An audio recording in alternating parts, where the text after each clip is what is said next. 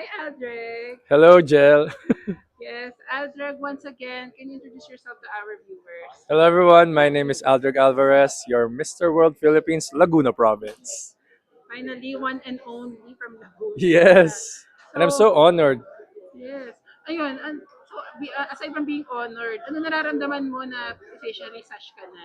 Uh, as I mentioned earlier, I'm so honored because my sash represents Laguna, and it's a coveted title for a Lagunense to be representing the province. Kasi alam nyo naman the sash factor of Laguna. So, it's both a privilege and a responsibility. And I feel so honored and I'm so overwhelmed and I'm so happy na finally officially sash na. Ayan. So, of course, marami pageant mo, journey mo, sinubaybayan namin sa Yes. bulong. Hmm. Usap kita, ng bulong ako. Oh, totoo ba yan? So, um, anong, tawag dito, anong lesson yung na ano mo, natutunan mo sa mga past pageants mo na dinala mo dito? At the biggest lesson na natutunan ko, it's always, it is what it is. Like you cannot do anything pag nandiyan ka na. Like, in that moment. But you have to prepare yourself for that moment too. And pag nandun ka na kasi, kaya kasi sabing it is what it is. Minsan kasi we overthink things. Like, how will I look if in this formal wear? How will I do in my runway? Pero what I what I realize is you don't have to overthink. And yun nga, it is what it is. What happens happens. Ayan. Alam mo, napansin ko lang sa lahat ng sinalihan mong pageant or national pageants, may salitang world doon. Pangatlong world na to. Sa tingin mo ba, makukuha na natin ang world title? I guess I guess I'm confident now. Kasi dati I feel like, syempre I'm a newbie. Yung itinarato niyo ako noon. Ngayon parang sinasabi niya na I'm veteran na in pageantry. And siguro this time, the third world would be the uh, last. And finally, I can get it. I will get it. Ayan. So, tawag dito, naalala ko rin na, ano ka na ba, lawyer ka na ba ngayon? Juris Doctor degree holder. Pero related siya sa law. Actually, the Juris Doctor degree, yun yung prerequisite mo para makapag-bar exam ka to be a lawyer.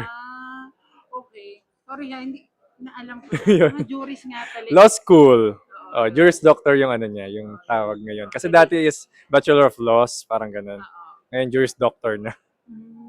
Pero anong natutunan mo sa law school siguro i-relate mo sa yung advocacy?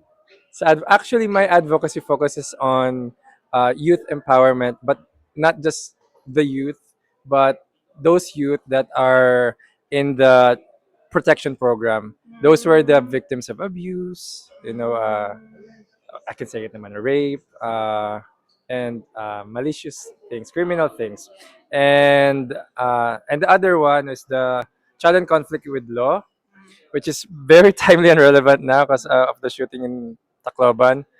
But I believe in retribution, and criminal liability is not criminal responsibility, so it differs. And so kaya ko hinahelp yung CICL and for their retribution and para bumalik sila sa community. Ayan, very unfortunate talaga yung mga nangyayari ngayon sa Yes. mga kabataan. Anong message mo sa mga kabataang kagaya namin na para hindi ka Namin talaga. madagpay? Oo. Ano message namin sa kabataan kagaya namin Mm-mm. na Na para maiwasan ang pagiging violent.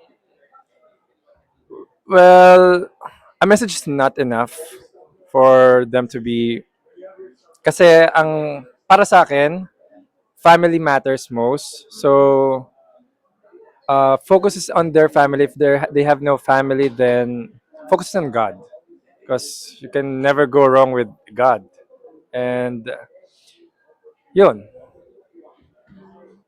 Pero thank you ha for highlighting that. Very timely, very Kaya nga eh. unique. Actually, we've done kahapon my advocacy, my charity.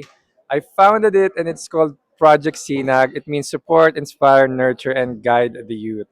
Mm, Yun. yun. Thank you for guiding us And and I wanna inspiring us. take this opportunity rin pala na to thank everyone na nag-support sa charity event namin kahapon, which is the Project Sinag, which I mentioned earlier. And it was a success. Kasi ang daming tumulong talaga, even the Vice Governor of Laguna, Yung Vice Governor ng Laguna. si Attorney J.M. Carait, which is JM. also a lawyer din. So, si Governor Solar Rodas lang naaalala ko. Yeah. Anyway, anong message mo sa aming mga kabataang supporters mo? To all my supporters na kabataan, then to all my supporters, please do support me in my upcoming pageant.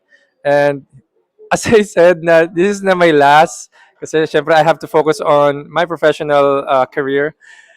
And sana supportahan niyo ako and please kita-kits tayo sa Newport Resorts World Theater on July 25. Yan. Kita-kits tayo. Bago pa ka maging violent, huwag mo question mo pa yung kabataan. Hindi ko na ma-question na. Anyway, thank you so much, Aldrich. I'm really happy to have joined you on your journey. Thank you so much. Sabi mo sa akin ng bata ka pa. Nung bata pa talaga ako, oo. Mm-mm. Feeling ko yung nakachat ko, poser mo yun. Yes, bang hindi nakakaalam ako kasi yung poser dati na mukha. Poster boy na mga Oo. poser. Oo. Anyway, thank you so much, Aldrich. Thank you so much, Jel. It was always nice to see you. Yes, of Laguna for Mr. World Philippines. And good luck. Makikita tayo sa mga susunod. Yes. Thanks. Thank you.